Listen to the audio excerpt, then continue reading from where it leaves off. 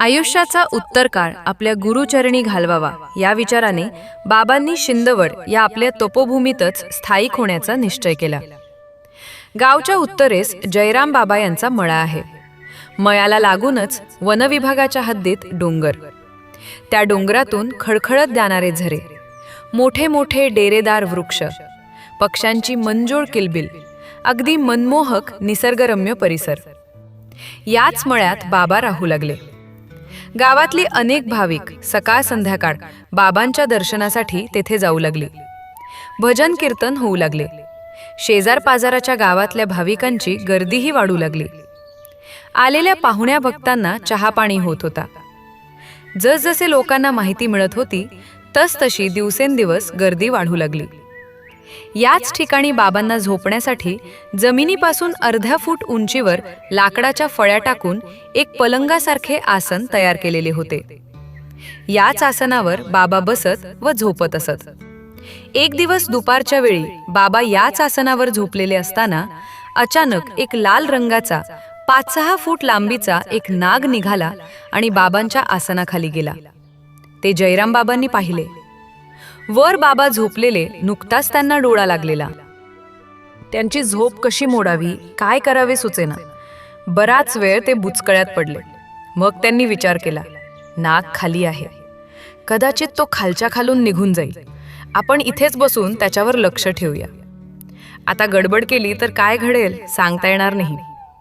त्याप्रमाणे ते नागावर नजर खिळवून बसले. नाग शांतपणे वेटोळे घालून बसला होता आणि बाबाही शांत झोपी गेले होते. आजूबाजूला कोणतीच अडगळ नव्हती, त्यामुळे नाग दडून बसण्याची शक्यताही नव्हती. जयराम बाबा डोळ्यात तेल घालून नागावर लक्ष ठेवून होते. डोळ्याची पापणी लवते ना लवते इतक्यात नाग बाबांच्या आसनावर चढून त्याने भला मोठा फणा काढून तो बाबांच्या डोक्यावर धरून बसला. जयराम बाबाची तर बोलतीच बंद झाली. काय करावे काहीच कळेना. दुपारचे 2 वाजले असावेत. बाबा मात्र अजूनही शांत झोपलेलेच. जयराम बाबाने गावाकडे निरोप पाठवला. 50-60 गावकरी आश्रमात धावत सुटले.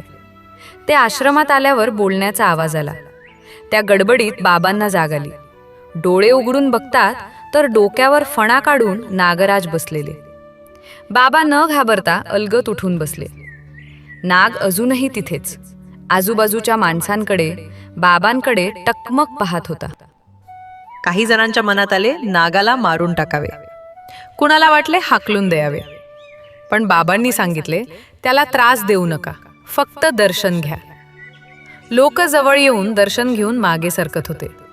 बाबा आणि नागराज यांच्यात फक्त एखाद्या फुटाचे अंतर. पण बाबांनी आपली जागा सोडली नाही. हा सारा प्रकार संध्याकाळपर्यंत सुरूच होता. अंधार पडू लागला. इतका वेळ झाला पण नाग आणि बाबा कुणीच जागेवरून हलले नाही. कुणीतरी बत्ती आणली. उजेड झाला आणि त्या प्रकाशात भजन सुरू झाले. भजन रंगात आले. नागराजही भजनात डोलू लागले. सर्वजण हा प्रसंग पाहत होते. आपल्याच डोळ्यांवर विश्वास न बसावा असा तो अद्भुत देखावा. पहाटपर्यंत भजन सुरूच होते. कुणीच जागा सोडली नाही, ना बाबांनी, ना नागराजाने आणि ना भजनी मंडळाने. अखेर सकाळ झाली. भजन थांबले. तशी नागराजाने आपला फणा आत घेतला. वेटोळे उलगडले आणि अलगद सरकत ते आसनाच्या खाली आले. खाली जमीन शेणाने सारवलेली होती, त्यामुळे तिला फटी किंवा बिळे असे काहीच नव्हते. थोडे अंतर सरकल्यानंतर 50-60 माणसांच्या समोर नागराज अदृश्य झाले. उपस्थित भाविकांनी हा चमत्कार आपल्या डोळ्यांनी पाहिला. नंतरच्या काळातही हे नागराज अनेक जणांना दिसले. पण ते कुठून येतात आणि कुठे जातात हे कोडे मात्र कुणालाच सुटले नाही. हारामासाची माणसेच नाही तर नागासारखे विषारी प्राणीही भजनात डोलावण्याचे सामर्थ्य बाबांच्या ठायी होते. बाबांचा असा महिमा दिवसागणिक वाढत होता. त्यामुळे त्यांच्या दर्शनाला येणारे लोंढे ही वाढतच होते. जयराम बाबांचा व्यवसाय शेतीचा आणि शेती म्हटले की प्रत्येक काम वेळेवर होणे गरजेचे असते.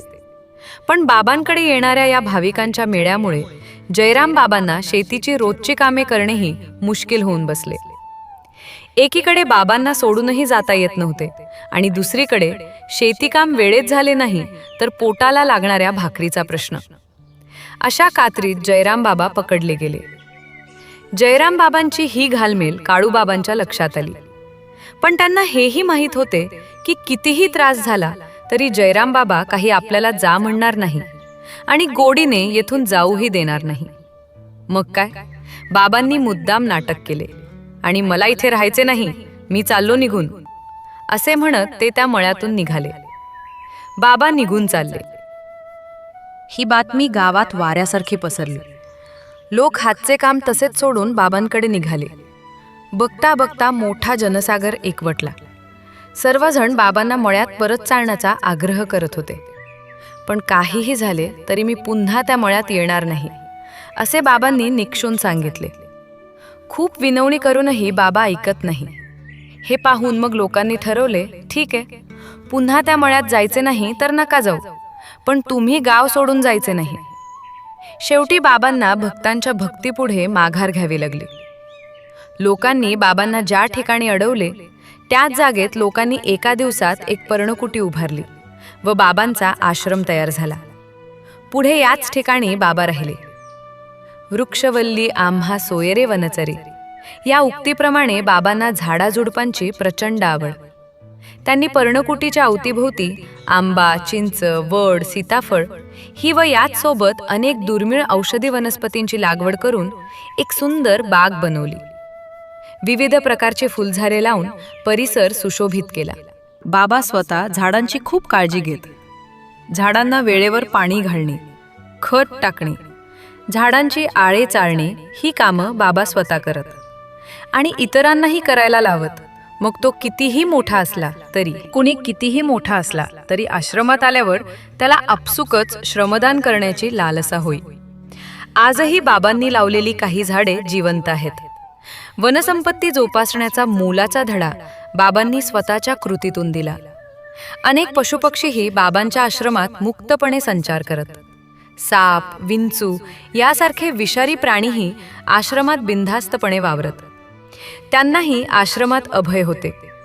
गांधी माशीचे अनेक पोळेही आश्रमात दिसायचे. ते पाहून लोक घाबरत. पण बाबा लोकांना समजावून देत, कुठलाही प्राणी स्वतःहून इतरांना त्रास देत नाही. आपण त्यांच्या वाटेला गेलो नाही तर त्यांच्यापासून कोणताही धोका नाही आणि तसा अनुभवही लोकांना येत असे. बाबा अतिशय साधे आयुष्य जगत होते. अंगावर नेहमी फाटके कपडे, तेही स्वतःच टाके घातलेले. जेवणाचा तसाच नियम. गावातील लोकच बाबांना जेवण द्यायचे, तेही अगदी साधे असावे असा बाबांचा हट्ट. कुणाला वाटे बाबांना जेवण द्यायचे, मग जरा वेगळे काही बनवून न्यावे. मग त्याने भजी, शिरा असे काहीतरी बनवावे व घेऊन जावे. बाबांनी डबा उघडून पाहिला की बाबा विचारायचे, आज घरी कुणी पाहुणे आले होते का? त्यावर जेवण घेऊन येणारा म्हणाला, नाही, तुमच्यासाठीच बनवले होते. बस. बाबा त्याच्यावर असे संतापायचे की समोरचा माणूस तोंड उतरवून गुपचूप बसायचा. बाबा म्हणायचे, अरे बाबा, या काळ्याचे काय सोने होणार आहे का गोड गोड खाऊन? असे गोड गोड करून लेकरा बाळांना खायला घाल. आपल्या भक्ताच्या ताटात रोज जे असते ती भाजी भाकरीच आपल्याला आणावी असा बाबांचा नियम होता आणि तो त्यांनी आयुष्यभर पाळला. अन्न पोटासाठी खावे, जिभेसाठी नाही, ही बाबांची शिकवण. अशा पद्धतीने खरेखुरे वैरागी आयुष्य बाबा जगत होते आणि त्यांच्या या गुणांमुळेच बाबा लोकांना आपलेसे वाटणारे लोकसंत झाले. वास्तवात असामान्य असूनही बाबांनी ही बाब लोकांना कळूच दिली नाही. सर्वच जाती धर्माचे लोक बाबांना मानत असत. बाबा कधीही कुणाशी भेदभाव ठेवत नसत. कोणकोणत्या जातीचा याला त्यांच्यापुढे काहीच किंमत नव्हती. हे विश्वाची माझे घर या न्यायाने आलेला प्रत्येक जण आपलाच आहे असे बाबांचे वर्तन असे.